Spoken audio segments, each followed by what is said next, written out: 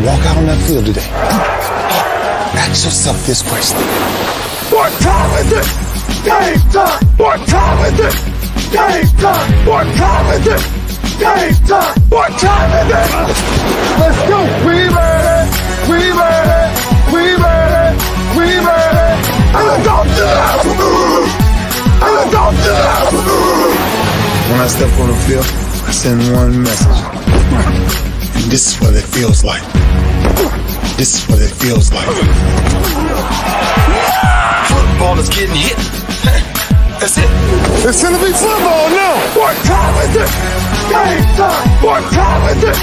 Game time! What time is it? Game time! What time is it? Let's hunt now! Let's hunt now! Let's go! Let's hunt! We ready! And let's go to the house! And let's go to the house! We're talking about the Jets like we're talking about the Saints. You know, all this, how like we the Miami Heat of football. Yeah. The bottom line is you got to buckle up your chin strap. It's embarrassing. Yeah. Don't disrespect the game like that. There's too much crying from them. He's a man. They can be hit just like us. He's a man. You already make the big money. He's a man. Don't cry when you step on the field, man. That's war out there. When I step on the field, I send one message.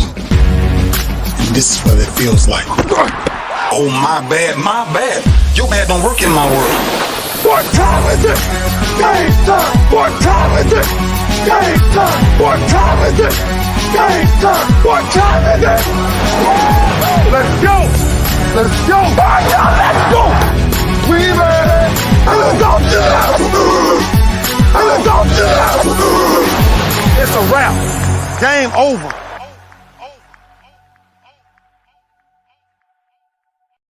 Oh, no, this game is just getting started right here on the lunch break, powered by JM&E, streaming live on Roku TV, courtesy of BS3 TV. It's Freestyle Friday, and you know I've been lit all week long, but I've been saving it up for this show right here because you know me. I always talk about, teams that have these fan bases that, if you listen to them, you'll forget about what really happened. But this guy right here, he's not a part of that. He's not a part of that Dallas Cowboy fan base. He's a brother that played there, but I think he's open-minded. I think he's legit. I think he's going to be objective about them boys, and we're going to talk about a whole lot of other stuff. We're going to talk about some life too. In fact, I wish I'm afraid to put this picture up. Y'all know him by Reggie Swinton, aka Medea 2.0. Reggie, what's going on, man? What's going on? What's going on, AJ? Why you out there coaching with your hands on your hips like that, Doc? What's real? Oh, man. Out there looking like somebody big mama, Doc. What's up? What happened? What was going on, Reggie? Tell me what was happening, man. So I was coaching their practice one day, and I stepped away from my kids. My phone rang. I had my earbuds in my ear, and I was kind of observing my kids practicing while I was talking on the phone. And one of my team moms, I owe her, Bria Hollis, took that picture of me. And then it kind of got around. Got me looking real bad, brother. Doc, and the internet is undefeated because they put a Medea dress on you. They put you out there, Doc. I was like, I got Medea 2.0 coming on my. All I could say was, sit down. The girl. Yeah. That's all right. Well, y'all, we got former NFL player Reggie Swinton joining us here on the lunch break, Freestyle Friday, and I mean it when I say we're going to talk about a little bit of everything while I got him. Reggie from Arkansas. Little Rock. Ended up at Murray State. Mm-hmm. How did that happen? How they find you in Little Rock up there at Murray State? The head coach at that time, Houston Nutt, is from Little Rock, and him and his brother Danny went to school with my uncles, and so they've been knowing me since birth. Okay. And so, kind of my story is a lot of schools kind of wanted me out of high school, but the ACT test, my grades kind of held me back a little bit. So when I didn't pass the test in time, Murray State was the only school that was still, recruiting me. And at the time when I did pass my test, it was too late for them to offer me a scholarship. So I had to walk on and earn my stripes. Okay. So I always tell people it was Murray State or McDonald's. Nobody else offered me a walk on. Yeah. Wow. Now, I'm gonna just tell you right now, that's real talk for somebody right there, because a lot of young people, man, they want to lean on that jump shot, they want to lean on that home run swing, they want to lean on the ability to catch the ball over people and to make some people miss. But you got to have them books right too, right? But see, that was my thing, man. Is when I grew up, that's all I ever knew was sports. Yeah. Like, my parents allowed me to be a kid. They never made me work in high school. I had a job, but they didn't make me work. And I was able to just focus on sports. And I'm going to keep it 100 with you. My parents didn't exactly just push education. They didn't push books. I feel you. My dad was a high school dropout. He got drafted in baseball, but he got shot, never did play. Oh, and wow. my mom graduated, but they just never pushed school like a parent should. Okay. And so it was, football, baseball, basketball, track, boxing, wrestling. I was very, very good in every sport. Okay. And so I knew, and I'm gonna tell you, I knew in the 7th grade that I was going pro. I knew. Wow. I was telling people in 7th grade I was going pro at something. Baseball, football, basketball, track, because I was just that superb. I never thought about injury, never thought about a backup plan. It was sports. And when you look at my career, if you went back and read, I was cut 9 times and got traded twice. So I was determined to make it because that's all I really wanted in life. Okay. I never had a backup plan. And so I thank God that after I was able to retire, I went through a long, hard struggle. Went broke, everything. A long, hard struggle. But through the grace of determination, never giving up, hard work, belief, faith, I was able to bounce back. Beautiful family, 4 kids, 1 grandchild, 1 on the way.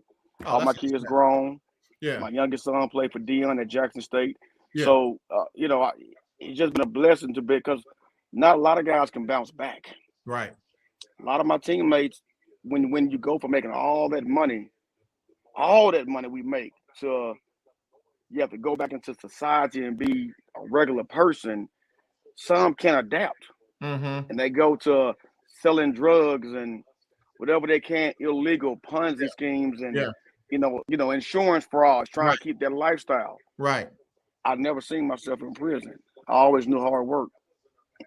And although I fell down, through a strong wife, my goodness, strong backbone that took care of the family when I went broke. She paid all the bills. She paid everything until I could find my way back in life. Because again, sports was all I knew. Didn't have a trade. I had no other ability, no other skill set except for sports. So I was able to bounce back on my feet and get my lawn care company going. Now I got my clothing line going, CR Sports. And so through the grace of a strong wife, faith, and hard work, we done bounced back. Man, God, oh boy, there's a lot of meat on that bone right there. We got Reggie Swinton joining us, former NFL player. And man, he just dropped some real talk on us right there, man, because, a lot of people, and even us in the media, we see y'all, we admire y'all, we write about y'all, but we don't know y'all. You don't even know that there's players that's been playing 3-4 years and still living check to check. Yeah. Because I'm going to keep it, this is going to be all the way 1,000. It's going to be real. It's going to be real. Players oftentimes come on a plane ride with $10,000, $15,000, $20,000 in a briefcase, ready to come on that plane and gamble, playing tonk. That's something I never did. Now, one thing about it, I never did dumb stuff. Okay. Now, I blew money, but I never did dumb stuff. Yeah. You look at guys coming on a plane and bringing 10,000, ready to win 10,000 or lose that 10,000. But then when they get done playing and they look back at their career, they think, man, I blew $200,000 playing tonk on a plane just over a course of some years, doing stupid stuff. Or like one of my teammates, I won't say his name. Y'all know him, in Dallas. He would try to do what the millionaires did. So he would come to the game in limos.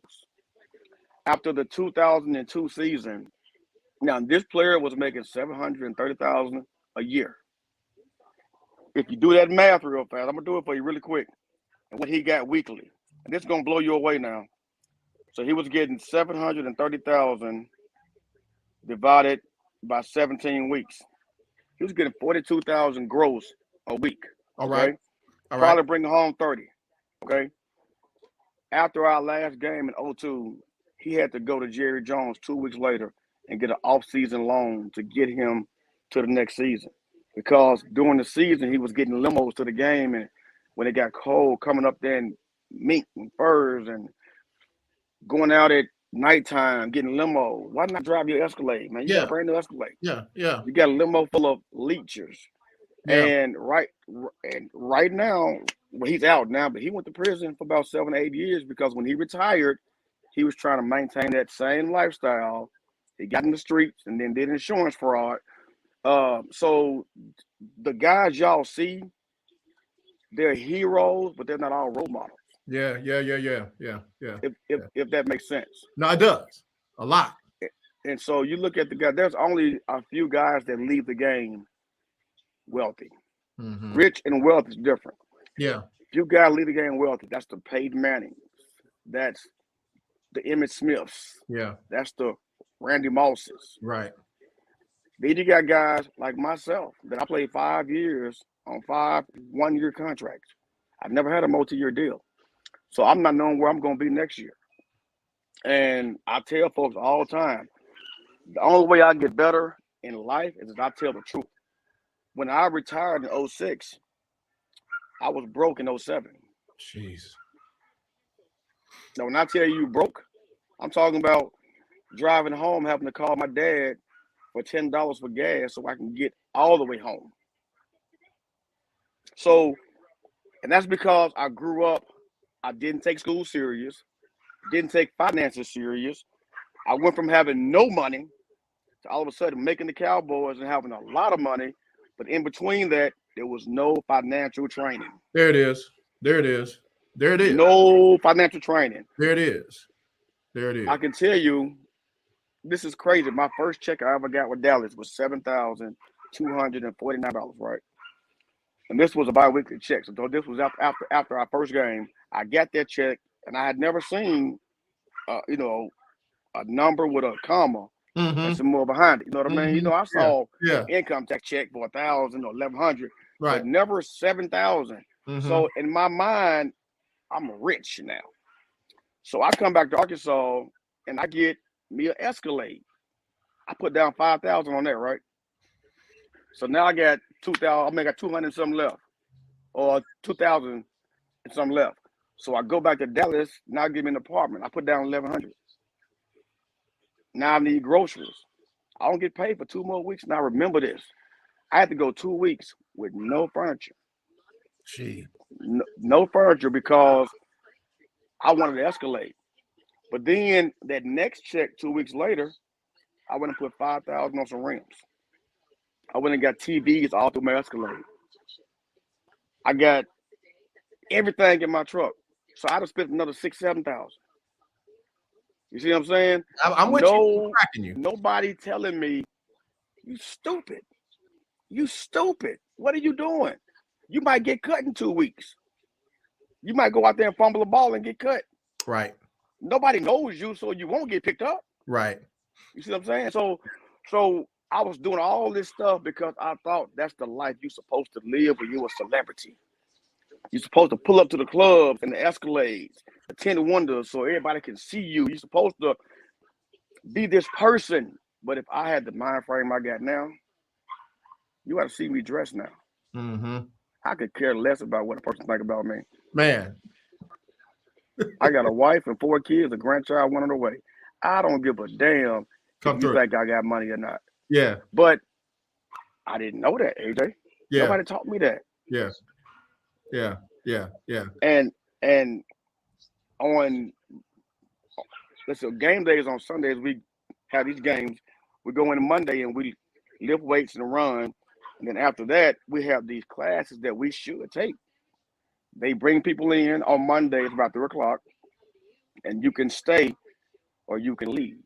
They bring in resources for people to tell you like who to use for money management, what to do, what not to do. Right. Don't let these girls come live with you for a week, because if they do, they can claim your address and you can't put them out. We get all this stuff, but We're young, we're uneducated, we don't know, we don't want to stay. We want to leave practice, go home, wait for the strip club that night, and go kick it. And that's exactly what I did every single Monday. I maybe stayed twice. Because I'm thinking I'm going to play 10, 15 years, but I'm going to be rich and wealthy. I don't need nobody. We young and ignorant. Lack of knowledge. Yeah. People perish. And last thing I'll say to you is I remember the 401k. What we put in, and they encouraged us. What we put into our 401k, the league doubled it. So if we put in 13, 14,000, the league puts in 20. Okay? The first year, you could only put in 11,000. Now it's going up. That was 2001. But back then, 11,000, and the league would match it. But after your first year, they would go up and double it. Yeah. I was because I'm like, I'm 25 years old. I can't touch it until I'm 45. That's 20 years from now. Ain't nobody stuck 20 years now. I might not even be here. I'm not putting no money in that. So out of my 5 years, I only put in money 3 of them. Wow. What if I put in all 5 years? Yeah. Yeah. I was looking at what I was going to be giving up right now as opposed to what I'll be getting in 20 years. Yeah. That's because I tell parents, man, educate your kids. Make sure your kids, you put your kids through the right thing, because my parents didn't know to put me through that. So I didn't know. But now that I know, I can put my kids through that. Yeah. But it's kind of like if I can't teach you how to drive an 18-wheeler if I ain't never drove one. You ain't never drove one. Yeah. Yeah. Real You talk. know what I'm saying? Real so talk. My parents couldn't teach me that. But now that I done went through it, and Lord knows my kids, they good now, but boy, they done seen the struggle. Jesus. Their dad was an NFL player. They remember bits because they was young, 8, 6, 4, and 1.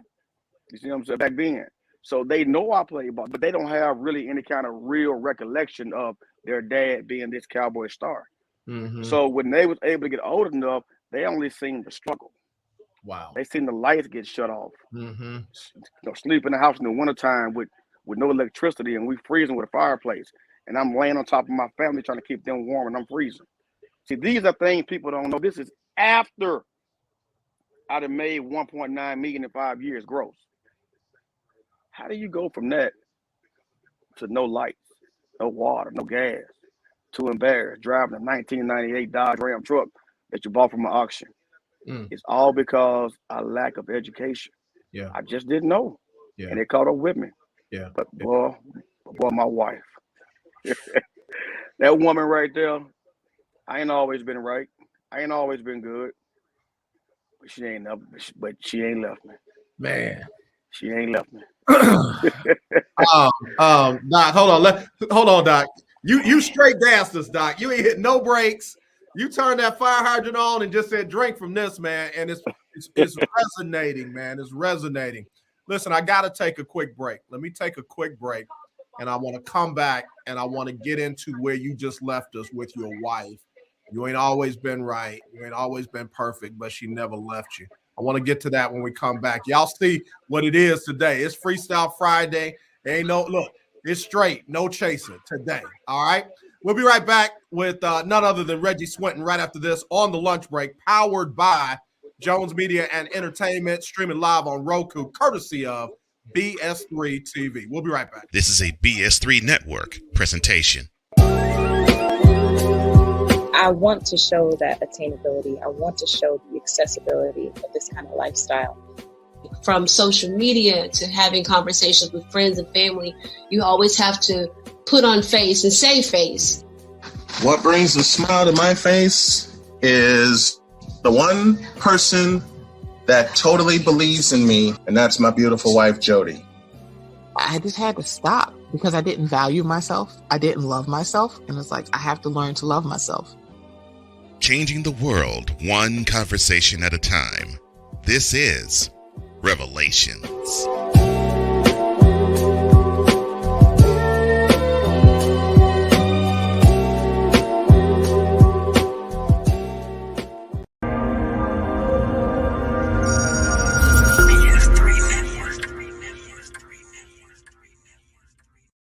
BS3 Network, changing the way you watch TV.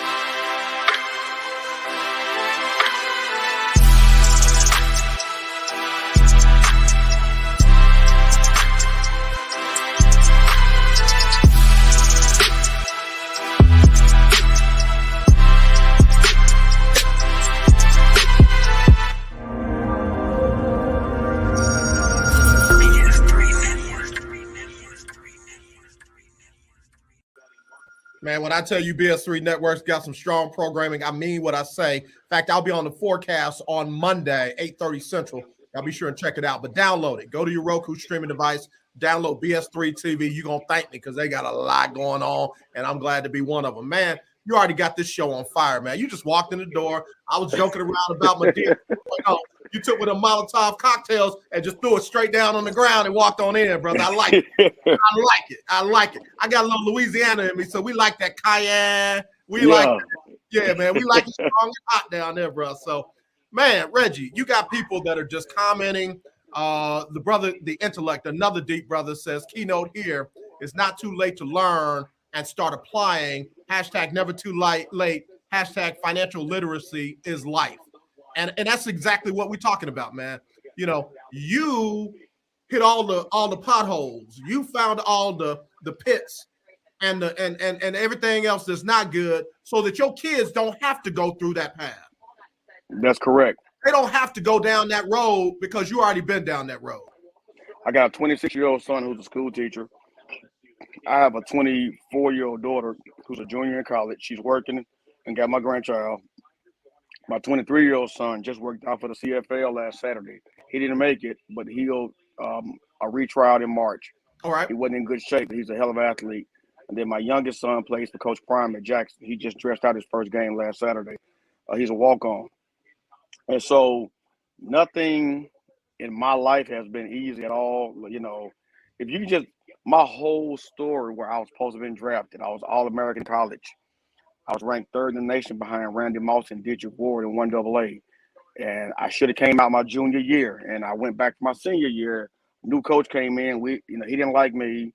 He held my blue-gray game invite, talked bad about me to scouts. So I didn't get the whole combine invite. It was just a hard road to begin with because he put his mouth on me. Yeah. Right, pause. But the perseverance, the book I have that's going to be out soon, the book is called Defeat and Rejection, getting past the no. Yeah. And just everything I went through to get me to where I am now. A lot of people would have done something to themselves. Right. Or to somebody else. For example, I put a gun in my head in 2011 because of everything I went through. So people look at me and say, man, you're successful. You got a business. You got a beautiful family, beautiful home. You got all this. But there's something under that got me here. Some people fold when it get hard, and some people just go harder when it get hard. Yeah. I have this mentality where people say I'm negative all the time. I'm not being negative. People talking about me, people doubting me, that motivates me. I don't want to always hear good job or because that's going to get me complacent. All right. So my football league I have, prime example, when I started in 2013, another competing league's commissioner was telling people it wouldn't last 2 years. Oh, okay. Okay, it won't last 2 years. Well, we're in year 10 now. Ha. You see? Yeah. People telling me I couldn't bounce back after going completely broke. Like for some people going broke, is they still got money to do stuff. They just don't have the money they had. No, Yeah. I went broke. Telling me I couldn't bounce back, and I bounced back. So that's how I thrive. My youngest son, right here now on a bye week because Jackson's off on Saturday, so I went and got him a couple of days ago. So he's home for a couple of days. He's a walk-on. Mm-hmm. Everybody told him that he wasn't gonna play college football because he wasn't as athletic as me and my other son. Mm-hmm. Little Reggie, he has to actually go work hard to be good. For me, you give me a ball and get out the way. Right. You know what to do with it. God just gave me that. God didn't give me brains to go be a scientist, but he gave me ability to do whatever sport with no coaching. Yeah. I was just that good. Yeah. Reggie, now he ain't like that. But boy, does he work hard. And that's why he just dressed his first game for Jackson State on Saturday after being a walk-on. Only 2 walk-ons dressed. He was one of them on Saturday against Mississippi Valley State. That's what's up. So we feed off of that doubt. And so with my kids is my world. And everything I do now is for them and my grandkids. Yeah. I'm so settled in life. I don't care what they think of me. I don't care they call me, I got gray in my beard. All the kids call me old now, or you washed up, or you watch that. I'm content now because I've beaten all the odds. Being a male, being a black male, getting out of the hood, getting a family, going through heartaches, coming out, still having my family, 22 years of my wife. So there's nothing you can tell me. You can't tell me I'm not successful. Mm-hmm. If God took everything I got right now, I made it. Jesus. Yeah. How many people can say they told their mom at 13 years old they was going pro and actually went? So even after I went broke and lost everything, I still accomplished my dream. Yeah. Yep. You see what I'm saying? Yeah. Loud and clear. Yes, I got 4 kids, knock on wood. Never been in trouble, never been in jail. Doing well in life. We ain't perfect parents, they ain't perfect kids, but who is? Yeah, yeah. They're yours, and you love them. And look, and they walking in your legacy. Reggie, and for those just tuning in, we got Reggie Swinton. He's a former NFL player, played with the Cowboys and several other teams. Like you said, you've been cut how many times again? 9 times. 9 times and traded twice. Lost everything, but sitting here with a joy in his heart that can't nobody take away. You talked about your wife, man, how she stuck by you and all of that. When you see what's going on in the news, I don't want you to talk about anybody else. We see what's going on with Udoka. We see what's going on with Tom Brady. And a lot of folks want to get into it. That's not our business. But you got something, man. You got something where you might be able to help somebody. Talk about what she means to you and maybe a little bit of what she said to you to make you want to be better, not just be anything, but be the best you can be with her. Well, let me go back to the beginning. Before I actually met her, I seen her and was like, damn, she fine. So this is when I was, so she was a dancer for an arena football league team here in Arkansas. Okay. And I went to a game and I seen all the girls and she just stood out. This was a year before I met her. Okay. I was like, dang, that little short thing, that little fine as hell, Mm-hmm. Never talked to her, never did nothing. A year later, I'm with the Seahawks. And I come home for a break and I go to that arena football game and she's still dancing. After that game, I go to the club and she's in the club. And I'm like, bing. But it was so many dudes that was going to her, like approaching her. It's like she was shooting them down. Bow, bow, bow. I'm like, this was before cell phones were really prevalent. It was still writing your number down on a napkin. Yeah. So I waited till she had a little downtime and I went to the bar at this club. I went to the bar. I wrote my number down and name down, and I went to her. And here's my exact line. And you know, we laugh at this all the time. As I said, hey, I see a bunch of guys coming trying to talk to you. I see you shooting them down. So here's what I'm gonna do. My name is Reggie. I said, I'm gonna give you my name and number.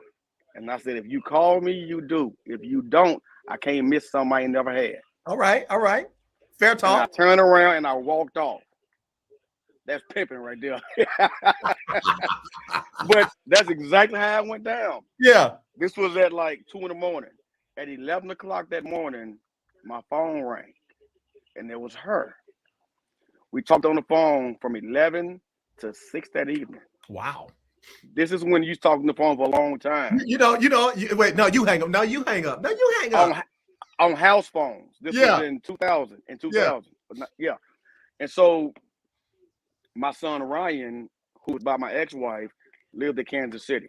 And I was supposed to be reporting back to Seattle for training camp on Thursday. So I had to take him back to Kansas City on Tuesday and then catch my plane on a Thursday. So she happened to ride with me to Kansas City and back, right? 6 hours there, 6 hours back on that Tuesday. So we got to know each other really well. Well, long story short, I go to Seattle, I get cut, I come back, and we still dating. Well, we've been dating ever since. Been together ever since. That was 2000. Wow. So 22 years now. And she had 2 kids prior to me meeting her. That they were 4 and 2 then. They're 26 and 24 now. I had one by my ex-wife, and we got one together. So that's our 4 kids. Okay. I don't say step kids because I ain't paid no step bills. I ain't bought no step food. I hear you. I ain't bought no step meals. Real talk. So Real talk. Now their dads in their life. That's good. We real cool. We real cool. No issues. Yeah. Live right by him. No, Reggie, real quick. That's grown folks stuff right there. We grown. Yeah. What we squabbling for? We ain't fighting over, and we not fighting over them. You, daddy, I'm here. I'm doing my right. Yeah. And so we good. But going back to her, I always try to be open and be honest. If I was me dealing with me when I was playing, I wouldn't stay with me. If that makes sense. No, it makes sense. And it wasn't for the money because she was with me when I was broke. She was feeding me and taking care of me when I was getting cut. And wasn't nobody pick me up and I wasn't working and she was working at a law. She was taking care of me, a grown man. So she wasn't with me for the money. She could have left me and got half. So, but she stayed and we built this thing together, built this empire together. And she's old school. When I tell you old school, she ain't gonna go out to the club. You ain't gonna catch her on Facebook, all these things twerking. She ain't trying to be no Instagram model. She ain't trying to be no Facebook celebrity. She just go to work and come home. Yeah. And she take care of these kids. In fact, my Facebook status, so my son got sick last night at 20 years old. So we're in the ER. And I'm sitting there watching her take care of our 20-year-old son. Now he's 20. Now he ain't no baby. But I put a status up after watching her in the hospital last night, taking care of her 20-year-old son, my 20-year-old son, but I ain't gonna baby him like that. This is what she read it. So I said, my wife is such a hell of a mother. I have the pleasure of seeing it 24/7.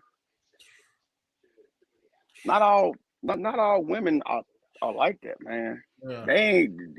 Some kids get 18, they kick them out the house. Right. Gone, you grown. Right.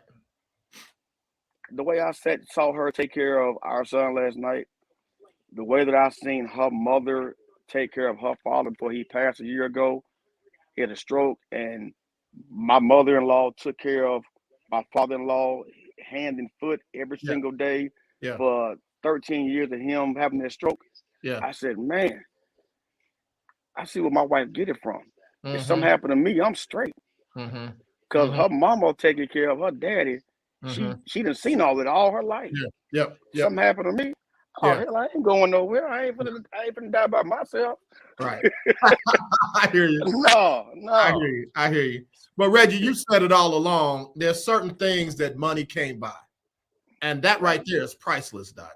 That kind of relationship, that kind of woman, that kind of mother, that's priceless, man. You can't pay for that. Right. And I'm not trying to I told her a long time ago, if you leave me, I'm leaving me too. Wow. I'm going, hey, I'm not you. You're not finna leave me with me. Yeah, yeah. Hey, you leave, we both gone. Man, listen. My grandparents were married for 72 years, and he told her, if you put me out the front door, I'm coming in the back. Easy, I got a key. Yeah. I got a key. Yeah, we got Reggie joining us here on the lunch break, Freestyle Friday, man. And I'm telling you, he's dropping more than dimes. He's dropping diamonds. He's dropping jewels, man. I hope y'all are listening. I hope you're paying attention because, again, it's not just what you see from hashtag to hashtag, from goal line to goal line. These good brothers have lives, man. These are husbands. These are fathers. These are sons, man. These are real folks. And I'm telling you, stop listening to everything you see on social media about what they are and what they're not, about who they are and who they're not, because most folks don't pick and choose. They'll be harder on you, Reggie Swinton, than they harder on their favorite player, Brett Favre. You know, I'm sorry. You ain't hear me say that. Go ahead, Reggie. We're talking to you, man. We're talking to you today. Let me say something. A lot of these kids, they see us athletes as heroes. So let me tell you about them heroes. Getting firsthand experience of being in the locker room. People ask me all the time, do you miss football? No, I don't miss getting cussed out. I don't miss the hard, the weights, the running heels. But what I do miss is that locker room. Yeah. Because for what y'all see in the clubs, on TV, on Sundays, y'all don't see what goes on in the locker room. It's so many players hurting, going through. Money doesn't cure everything. Yeah. I've seen millionaires break down crying. In that locker room, you hear players talk about their life and their families and what they're going through at home. There's certain things we talk about in the locker room that will never get out. Right. It's an unwritten rule. Right. Yep. Unwritten rule. Yep. And then you'll see players that don't want to go home to their family because it's so rough at home. So we're talking about gambling early and spending money. This how ignorant things they do that's so ignorant. To avoid going home, players sit in the locker room. We get done practicing, take out their wrist tape, ball it up. They sit beside somebody. They'll put the trash can way in the corner, and they'll shoot in that trash can for $5,000 a shot. Just to pass time. Take out the ankle tape, ball it up, shoot, miss it, go get it. You know, $1,000 a shot, $500 a shot, just to kill time. So you could be after practice and lose $6,000, $7,000 just from shooting tape in the trash can. Yeah. Then I'm tripping. I'm tripping for what you said earlier about the kind of money that they would play Tonk for. Doc, I had a mason jar full of pennies, and we would play Tonk for that. You got a suitcase full of $10,000, and you playing Tonk for that, bro? That out of my league. I can't even comprehend it. I lose $100. I'm looking for it. I lose $10,000. Oh no, Doc, ain't nobody landing. We ain't landing. Not till I get my 10 back. Hey, I'm gonna tell you one better than that. It's an all-pro lineman, all-world. I ain't gonna say his name, but you should know who I'm talking about. Playing for the Cowboys, doing my era. He's one of the best linemen ever. Quiet, don't say nothing. Great guy. He had just got a $15 million signing bonus. Now they do guarantees, right? Right. Where they may give you $15 million guaranteed, and that's the Michael Vick rule, right? So guarantee means they'll give you, $2 million now. March they'll give you $5 million. They'll give you $2 million. That's so in case you go and do some stuff stupid. Right. They got your money. Right. It's yours. Right. But now you got to go fight them for it as opposed to giving you all over there one time. Correct. You screwing up. Yeah. Now team got to come back and fight you for it. So this was before the guarantees. He got a $15 million bonus. We in training camp and we in San Antonio. And he was like, let's go to the damn club. Right, strip club. We in training camp. We don't really see many women. So, man, strip club night off, let's go. We get to the strip club and he give everybody there $300 apiece. Hold on, huh? Son, you see me on the interview, dude? Don't talk to me. That's my son at Jackson. Come here, son. Come here for a second, son. Yeah. Let's see him, Doc. Let's see him. I love. They got it on right there. What's up, young man? Hold on here. What's going on, young man? How you doing? I'm doing good. How about you? I'm doing great. What's it like being on the team at the Jackson State under the Coach Prime? It feels great. Like everybody up there is nice. The environment is nice. Coach Brown changed everything up there. You know, football players get treated like celebrities in Jackson everywhere we go. Just because how much he changed it. It's just fun, intense, serious. It just feels great. Well, man, I'm proud of you for what you're doing and how hard you're working at it. And tell somebody out there, ain't nothing like an HBCU experience, right? Oh yeah, nothing like it, nothing like it. The environment, everybody around, everybody supporting everybody. Hey, there's a lot of love. Yeah, that's all right. Well, we wish you nothing but great success. All right. And not to mention 3.8. All right, gone. Oh, look, I got to give it up for that. I got to give it up for that. Hey, my wife ain't having that. Yeah. So I was telling you something. I forgot what I was telling you was so important. Golly. Oh, you talking about y'all was at the club. He gave everybody $300. Oh yeah. So Larry gave. I said his name. And I hold on. I was right. I knew who it was. Now hush. My bad, LA. Man, you gotta make a phone call after this, and I'm gonna let you go so you can do it. What happened, Doc? Somebody gave everybody $300. What happened? Yeah, and that's how. And he was a smart dude. Yeah, but he got that big bonus. You want to go out and hang out with him? Get $300? Yeah, let's go. Yeah, we get to the club, and of the money he gave me, I gave away 20. So I left with 280. Yeah. I was sitting right beside him. So he's throwing 100. So all the action he's getting, I'm right beside in the same action. Yeah. So what I'm gonna give you money for when he giving you 100, I'm gonna give you 1 or 2, right? I'm getting the same action he getting. And hey, golly, I said his name. Don't repeat it. Don't repeat it. Let me ask you this though. We got Reggie Swinton joining us here on the Lunch Break Freestyle Friday. Again, let's not say any names, but you mentioned a name of a young man that I got a chance to meet, got a chance to interview. I was kind of like in his inner circle for a minute, kind of help him get back on track. When you see a dude mess up and either get kicked out of the league, suspended, or literally in trouble where they're like fighting for their lives off the field, what do you as a player in the league think? Because again, we hear what the media says, but what do you guys inside the locker room? What do y'all think? I'm going to tell you what I think. When people do stupid stuff, I don't feel sorry for them. Okay. I don't. I'm a Michael Vick fan to the core. Been loving Michael Vick since college. Yeah. But when he did what he did, I didn't feel sorry for him. Because with grown men, you know right from wrong. You knew whether you should steal that car or not steal that car. Yeah.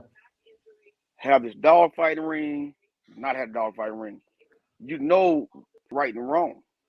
So when people say, oh, you made a mistake, well, I was in that same league they was in. I didn't do nothing stupid. When we go out to clubs, I always drove my own car. I never rode with teammates. I always would like trail them or I'll meet them there. Why? Because if something go wrong, I don't want to be caught up in it. Yeah. I'm in my car. I can leave when I want to leave. Yep. Do what I want to do. I didn't want nobody to ride with me. I hear you. Reggie always thought for himself. I would see guys, smoking weed. I'm 47 years old. Never smoked weed in my life. Okay. Never tried it, right? Okay. I ain't saying I'm perfect because I'd have made my mistakes, man. But it's 2 things I don't like. It's trouble in prison. Yeah, I feel you. I ain't got nobody. There's nobody in prison I want to hang out with. I'll wait till your ass get out. but I'm not trying to go down there with you, man. So yeah, I ain't trying to room with you. Not in there. Not in there. I'm always afraid of prison. I don't like trouble. Yeah. I wasn't gonna go out there and do no Ponzi scheme, do no insurance fraud. Right. When I was broke, I was just gonna be broke. Yeah.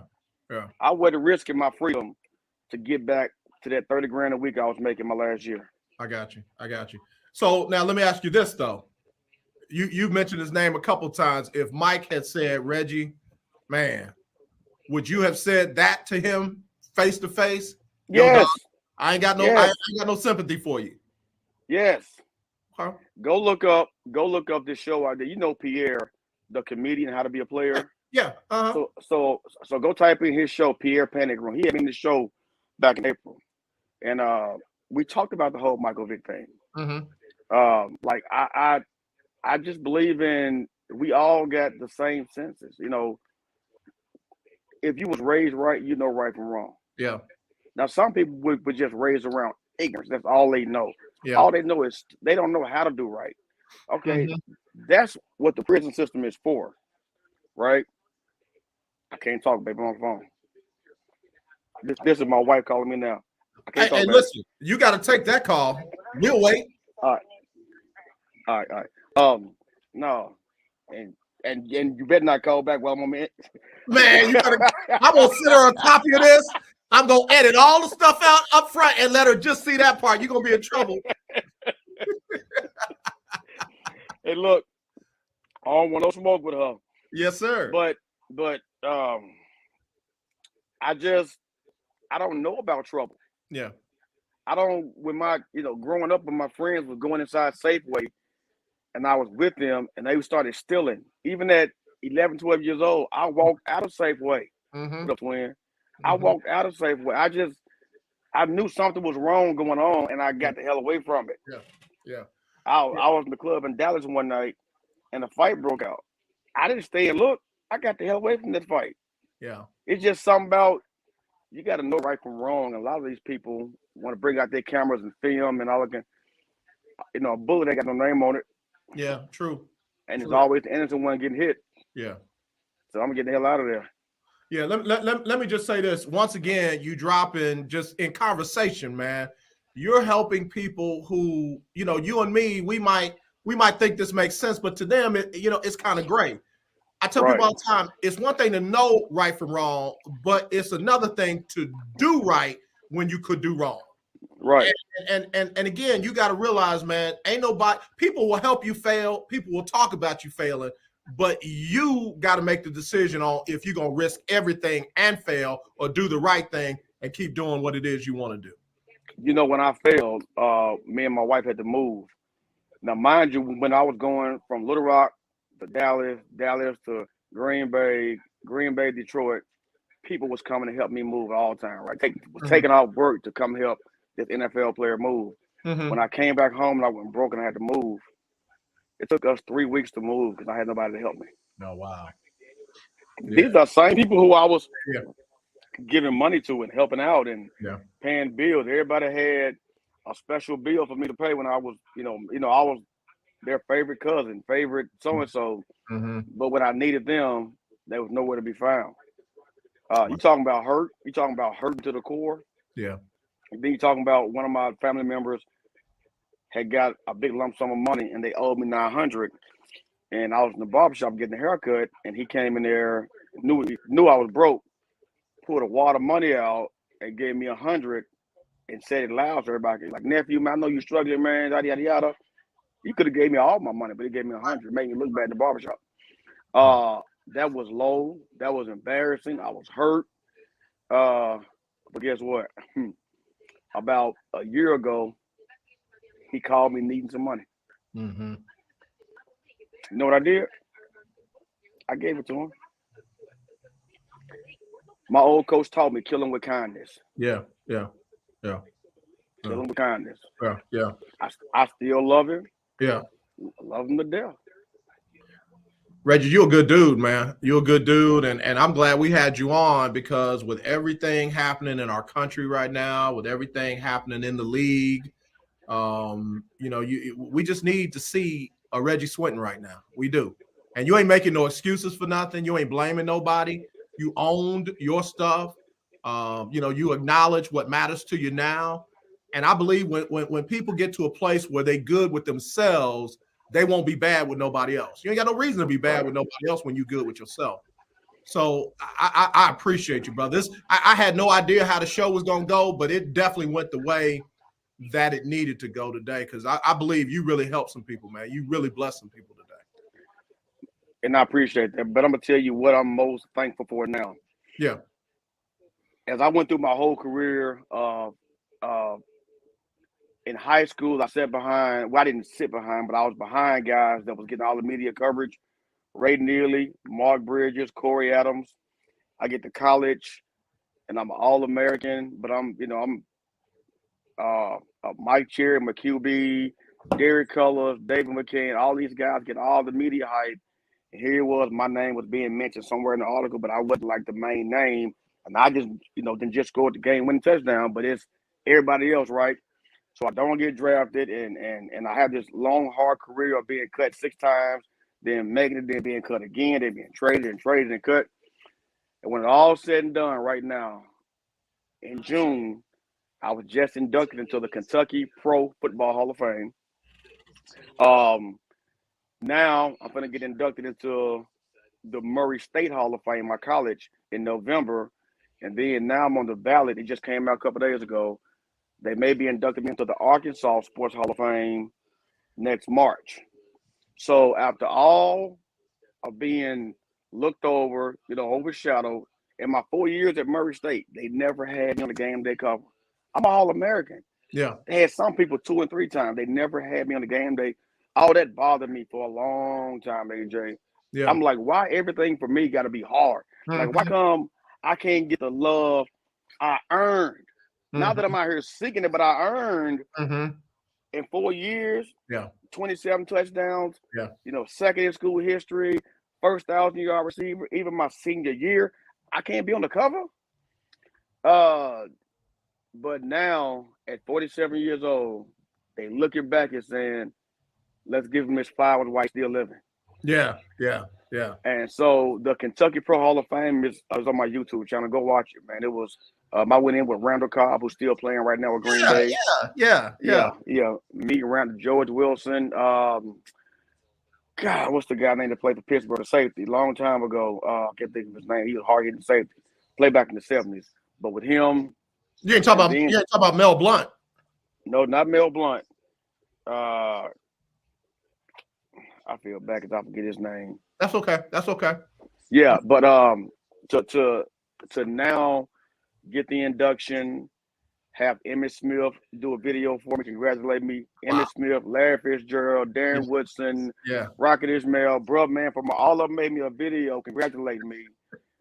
So many guys, and then to get Murray State in about a month and a half, and then to go in Arkansas, man, God know what he's doing. Yeah, he does. He does. He know what he's doing. Yeah, and he ain't forget you, did he? He know what he's doing. Yeah. And right now I coach these kids, man, and that's my world. Coaching these kids I got, man. Coaching these kids, that's what makes me cry. Talking about them kids. So let's move on past that, man. Because I get talking about my kids and I get emotional, man. Let's do this, man. We're going to have you back, Doc. We're going to have you back. And I mean that. And I'm going to reach out to you because I'm doing a documentary right now. My company, JM&E, is doing a documentary for a former Olympic athlete. And she just got inducted into the Tennessee Hall of Fame. And she got a hell of a story. But, brother, you got a hell of a story, too. So I heard you talk about the book. But, bro, when we can put it on film, when we can put it where people can stream it and check it out, it's a whole different deal, man. So we'll be talking a little later. I want to say one last thing about the book deal. Yeah. The publisher is a guy that's in Denver. He has never taken on a book deal, right, without having it written down so he can read it. My agent contacted him and he contacted me, and I told him my full story. Like, you ain't even got 5% of it, right? I can believe that. But he got the whole thing. And when I got done talking, he was crying. Mm-hmm. Right? Mm-hmm. Old white man, he was crying. Mm-hmm. And he said, Reggie, you're the first person that I've taken on without having it written down so I can read it. He said, I most definitely want your book deal. Yeah. He sent me the contract. Yeah. And he put a movie deal with it. He said, Reggie, when your book drops, he said, no doubt. He said, you're going to change the world. Yep. He said, man, this story is impeccable. He gave all these words, everybody. He was like, your story, once your book drops and it's a bestseller, it will be a movie. Yep. Yep. And he said, and he said, by the time you 50, you'll be wealthy. Off of your story. This is what he said. By the time you 50, now I'm 47. Yeah. He said you'll be wealthy off your story. Yeah. Yeah. Yeah. Brother, I'm just gonna put my hand on top of that and say amen. And say amen. And again, bro, it's just who you are. It's in you. And here's the thing, you will appreciate it and value it even more because of what you've been through. Right. Yeah, man. Yeah. Reggie, we got to get ready to go, man. Any final remarks, any final shout outs, and anything? Yes. Yeah. I got some, because they sitting here texting me. I got people watching. Yeah. My frat brother, Cap Alpha Psi, Sean Walker. Wait, hold on. So, wait, what? Huh? Oh, it's over. It's over. It's right. Game over. Oh my God. Yeah. So yeah, my frat brother Sean Walker is watching. He's in Louisville, Kentucky. And then I got my team on my football team. Sean, Sissy, Bria, and Drill, they watching right now. They sitting there texting me or whatever. And to all the people that support me, if you truly support me, thank you. Because it wouldn't be no me doing it with these kids without y'all. Yeah. And and go to crsports.biz, crsports.biz, and get you some gear. That's I'm gonna do that myself. I rock different t-shirts. I rock HBUC t-shirts. I'm gonna be rocking some CR Biz t-shirts. crsports.biz. Appreciate you, AJ, for having me. crsports.biz. You got it. Brother, thank you, man. And I mean it. Thank you. I mean, we will be talking. We will have you already. Back. All right, Doc. We'll talk to you. Have a great weekend, Newt. You too. All right, bye. All right, then. Y'all, this one right here, this show right here, y'all need to share it. Y'all need to replay it. Y'all need to do it, because this brother right here flipped the whole thing, man. I talk to people all the time. It's this person's fault. It's that person's fault. It's this, it's that, it's the other. Not this brother. And he told the real truth about it. Man, we need that. Y'all look him up. Y'all follow him. Reggie Swinton. You can Google him. He's out there. Good brother.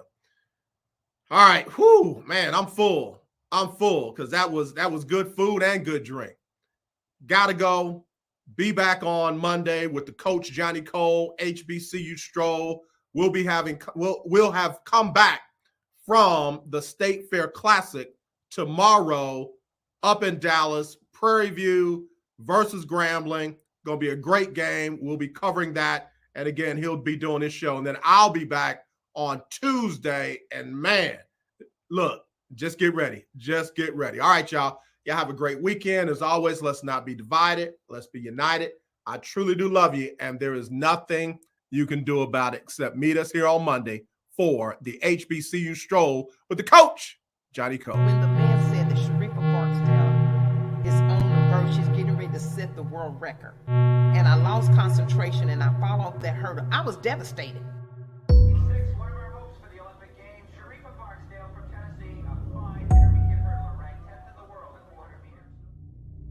Posición game ball de Canadá, dominando la prueba, y la estadounidense Sharifa Barksdale está en. When I fell over that hurdle, it ended my career. And then all of a sudden, my coach grabs me by the throat. And I was going through some paperwork and seeing that he had spent 10 years in prison. And I was just like floored. It turned to domestic violence. I was terrified. So if I left, I don't know if I was going to die. My family didn't know if they was going to get a phone call to say that Sharifa was dead. 8910 radio, I said a vehicle took a shot at me. Southbound on East 95th. Broke the U.S. record in the 400-meter hurdles. Represented the United States of America. Imagine being on the biggest, fastest roller coaster that you have ever been on. That's the way my life was for 20 years.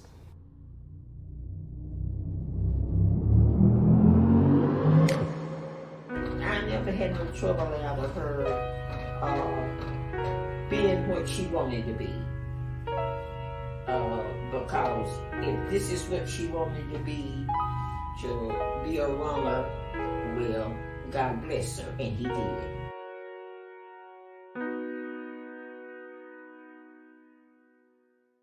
Sybil Wilkes with what you need to know. Today, it's Friday and the end of the month already, September 30th, 2022. Number 1. Before Hurricane Ian grabbed the headlines with its devastating fury and destruction, Florida Governor Ron DeSantis was on the receiving end of a number of lawsuits involving immigration and politics. The state's top Republicans sought to embarrass Democrats in relation to the country's immigration policies. The first lawsuit was brought by Democratic State Senator Jason Pizarro of Miami to block the governor from spending any more Florida state funds on transporting migrants from Texas to Massachusetts.